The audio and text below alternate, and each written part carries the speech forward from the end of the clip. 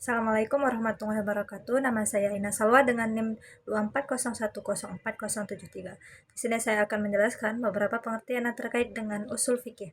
Yang pertama, ada syariah. Kata syariah berasal dari akar kata syara'a yashra'u syara'an dan syariatan yang artinya jalan menuju sumber air, yaitu jalan yang jelas dan lurus yang harus dilalui dengan mendapatkan sesuatu yang memberi kehidupan.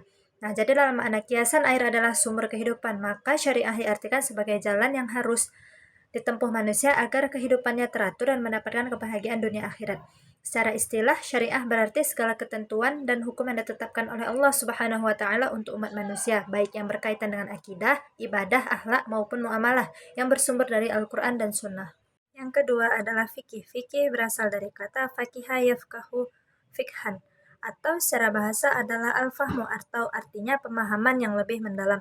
Sedangkan menurut istilah, fikih adalah ilmu yang mempelajari hukum-hukum syariat yang bersifat amaliyah dan bersumber dari dalil-dalil yang terperinci. Selanjutnya adalah usul fikih menurut bahasa dan istilah. Usul fikih berasal dari kata as'alu, artinya sesuatu yang dibangun di atasnya atau sesuatu yang lain. Sedangkan menurut istilah, usul fikih adalah ilmu-ilmu yang pelajari tentang kaidah-kaidah yang dapat menjadi perantara untuk mengistimbatkan hukum dari dalil-dalil yang terperinci. Selanjutnya adalah dalil menurut bahasa dan istilah.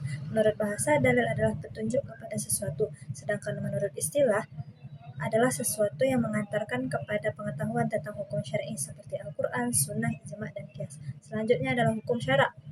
Menurut bahasa, syarak ini adalah ketetapan dan keputusan, sedangkan menurut istilah, khitab atau perintah Allah Subhanahu wa taala yang berkaitan dengan perbuatan mukallaf baik secara perintah, larangan ataupun ketetapan hukum seperti wajib, haram, sah, batal dan lain-lain.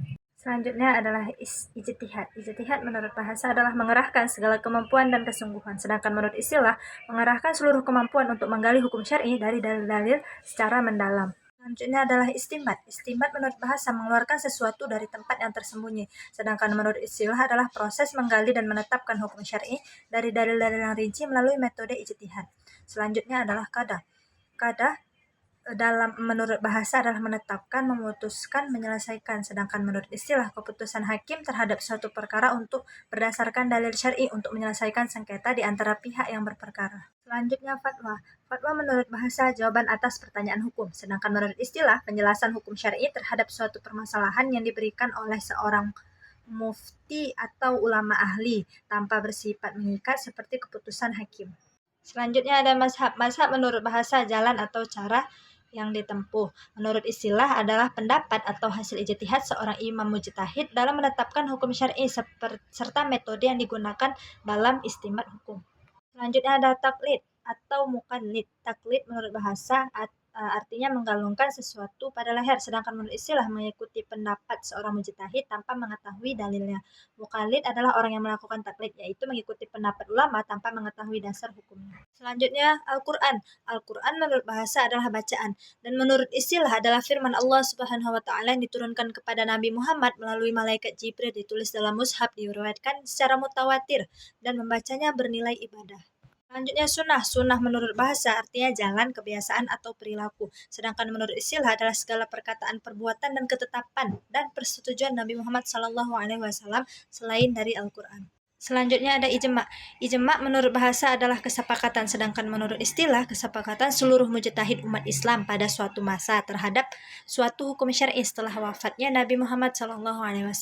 Selanjutnya kias. Kias menurut bahasa mengukur atau membandingkan, sedangkan menurut istilah menyamakan suatu perkara yang tidak ada nasnya dengan perkara yang ada nasnya karena memiliki ilat, sebab hukum yang sama.